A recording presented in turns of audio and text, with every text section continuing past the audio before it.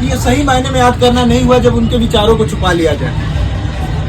भगत सिंह ने जिस पार्टी से वो जुड़े थे, हिंदुस्तान सोशलिस्ट रिपब्लिकन एसोसिएशन, उस पार्टी के घोषणा पत्र में और अपने तमाम लेखों में वो ये बात साफ साफ लिख रहे थे कि हम लोग केवल अंग्रेजों को भगाने तक की लड़ाई नहीं लड़ रहे हैं, बल्कि हम एक ऐसे समाज के लिए लड़ रहे हैं जहाँ पे एक इंसान द्वारा दूसरे इंसान को खत्म कर दिया जाएगा। लेकिन हम लोग मानते हैं कि वो समाज आज भी किसी रूप में दिखाई नहीं देता है। जिस समानता की वो बात कर रहे थे, आप आज अपने समाज में लागू करके देखिए तो पता चलता है कि शिक्षा में भी समानता नहीं रह गई है। आप जितने रुपए खर्च कर सकते हैं उतनी बेहतर ढंग की शिक्षा बच्चों को दिला सकते हैं।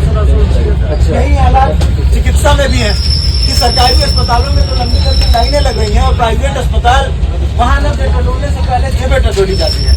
आम नौजवानों के हालात यही है कि जितनी आत्महत्याएं देश भर में हो रही हैं, एक बड़ी संख्या नौजवानों की है जो आत्महत्याएं कर रही हैं हताश निराश होकर के। एक दिन में 90 से ज्यादा बलात्कार की घटनाएं दर्ज हो रही हों और उसको अंजाम देने वाले संसद विधानसभा तक में बैठ रहे हों, तो आप कह सकते हैं कि इसी समाज के लिए इन क्रांतिकारियों ने शहादतें दी थी।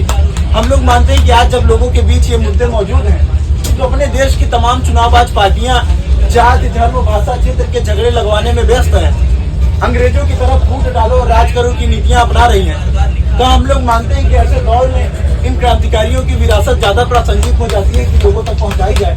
भगत सिंह ने अपने लेख में लिखा था कि इस देश के लोगों को एक बात समझ लेनी चाहिए, चाहे वो किसी भी जाति धर्म रंग नस्ल के हों, कि उनके हित एक। और आज इसी उद्देश्य के साथ लोगों के बीच ये अभियान चला रहे हैं। आज लोगों तक ये विरासत पहुंचेगी तो अपने मुद्दों को लेकर भी जनता एकजुट और तभी जाकर के पूरे समाज में बदलाव की नींव रखी जा सकती है। हम लोग आपसे दो अपील करते हैं कि आप इस पूरे मुहिम से जुड़े, क्योंकि ये केवल काम नहीं हो सकता है। ये आपकी पर्चे में नंबर आप उससे भी जुड़े गतिविधियाँ देख सकते हैं। और आखिरी अपील, हम लोग इस पूरे मुहिम के लिए आर्थिक रूप से सहयोग भी जुटा रहे हैं, क्योंकि किसी भी पार्टी एनजीओ गन्ना सेठों से जुड़ करके ये काम नहीं हो सकता है। और हम लोग छात्रों नौजवानों की टीमें हैं, लगातार लोगों के बीच नुक्कड़ सभाएं मार्च करते हुए जा रहे हैं, पर्चे पत्रिकाएं ले जा करके। और ये सारे संसाधन हम लोग अकेले दम पे भी इसके खर्च नहीं उठा सकते हैं, और इसीलिए हम लोग लोगों से ही, नौजवानों से, कर्मचारियों से ही